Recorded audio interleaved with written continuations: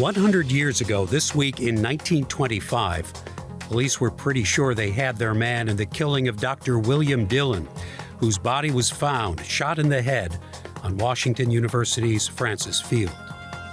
Their man was the doctor's son, 19-year-old Edward Toddy Dylan.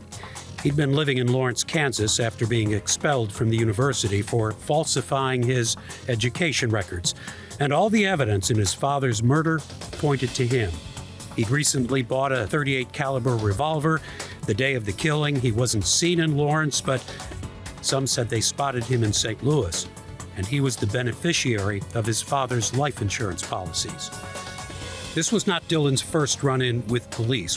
While still a high school student in University City, car theft, but his mother convinced the owner not to press charges.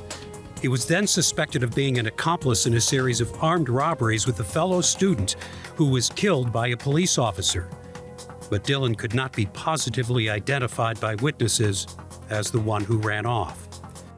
A year later, he was arrested for his father's murder. But under intense interrogation, Toddy Dylan gave police nothing. He refused to say where he was or what he was doing the night of the murder. And with only circumstantial evidence, although plenty of it, when the grand jury heard the case, no indictment. A frustrated prosecutor said Toddy Dylan was the smartest fellow I'd ever questioned.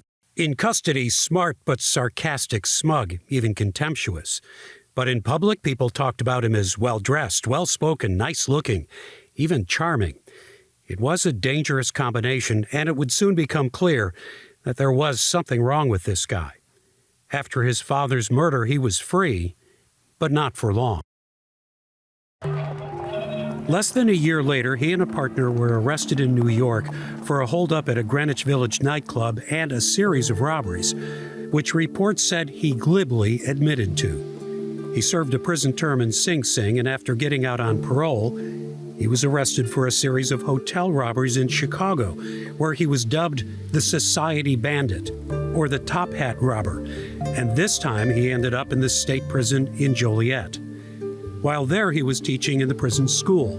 The headmaster, another intelligent but deeply flawed inmate, Richard Loeb, of the famous Loeb-Leopold Bobby Franks murder.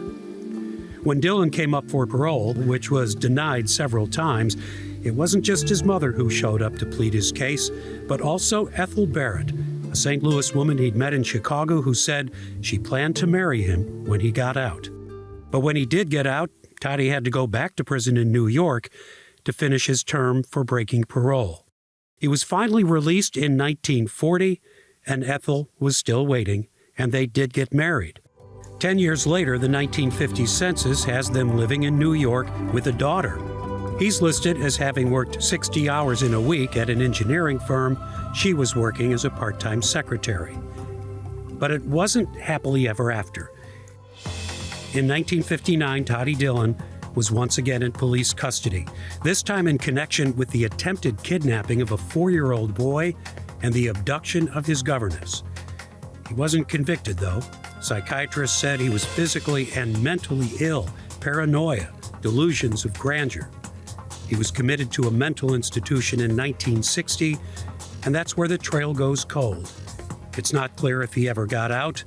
One source did say he died in 1993, but a search finds no reports of his death, here or in other cities where he once made headlines. He died in obscurity, with a long criminal record, and while he was never tried for murder, Toddy Dylan never really cleared his name as a suspect in the officially unsolved murder of his father, 100 years ago this week in St. Louis history.